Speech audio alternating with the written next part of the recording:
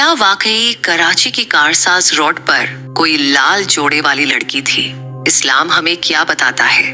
कुरान पाक के मुताबिक इंसान के दुनिया से जाने के बाद उसकी रूह बरज़ख में चली जाती है और क़यामत तक वो दुनिया में वापस नहीं आती। यानी कुरान में भूत या भटकती हुई रूह का कोई जिक्र नहीं है।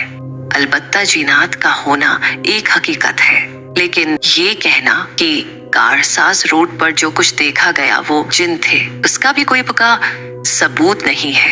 हकीकत क्या थी ये सिर्फ अल्लाह ही बेहतर जानता है। हो सकता है ये सब डर, अंधेरा और इंसान का ख्याल हो, और यही बात इस कहानी को और ज्यादा अजीब बना देती है। तो आप क्या कहते हैं, कारसाज की कहानी सच थी या बस एक कहानी? अपनी राय कमेंट में जरूर बताइए, और अगर वीडियो अच्छी लगी हो तो लाइक भी कर दें।